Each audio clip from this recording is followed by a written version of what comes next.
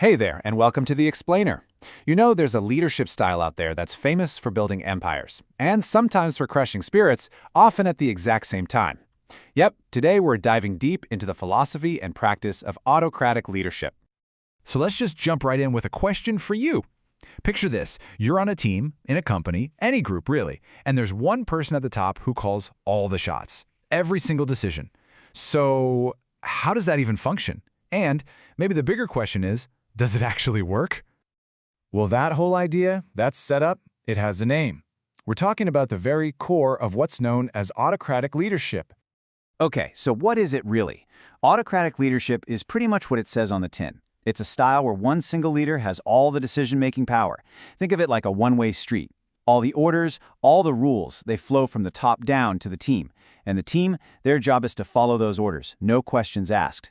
There's basically zero room for discussion, and forget about feedback going back up the ladder. All right, so we've got the what down, but now let's dig into the why. I mean, what's the thinking behind this? What's the philosophy that makes the leaders say, yep, this is the way to do it? You know, it all really boils down to one simple, powerful idea. Tight control brings good results. That's the mantra. The core belief here is that if you want discipline, if you want efficiency, then strict top-down leadership isn't just one way to get there, it's the best way. So let's break that down a little. There are kind of four main beliefs propping this whole thing up. First, the idea that people just work better when you give them crystal clear directions. No ambiguity. Second, you've got the belief that you need to make decisions fast, especially when things go sideways in a crisis.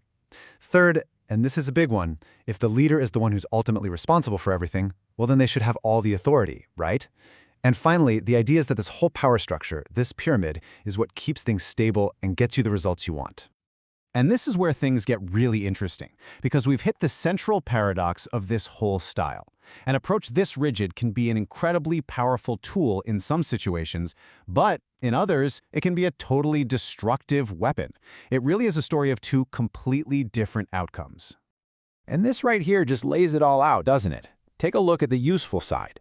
Think about the military or an ER or even a factory assembly line.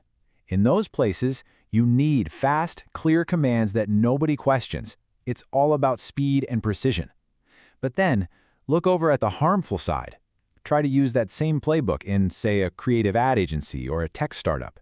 You'll absolutely crush the things that make them work. Creativity, innovation, team morale. It's just the wrong tool for the job, and it can lead to some serious discontent. So, what's the takeaway here? It's that this isn't just a simple good or bad thing. It's not that black and white. Whether this style works or not depends completely on the situation, and that means the real key, like with so many things in life, is finding the right balance.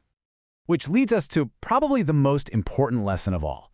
The goal isn't just to throw out the idea of control altogether. No, the real art is figuring out how to blend it, how to mix it into a much more flexible and honestly, a much wiser way of leading people. Because at the end of the day, great leadership isn't about being a one-trick pony, right? It's not about sticking to one style no matter what. It's about having the wisdom to adapt. It's about knowing when it's time to step up and give a clear, direct order because the situation demands it. But it's just as much about knowing when to step back, when to listen, when to trust your team's expertise, and when to get out of the way and let their ideas fly. It's that perfect mix of discipline and trust. So, there you have it. Autocratic leadership. It can be a tool for creating order, but it can also be a recipe for resentment. It really pushes us to look past the easy labels and ask the tough questions, you know? Like, when is that level of control actually necessary? And when does it just cross the line into something else?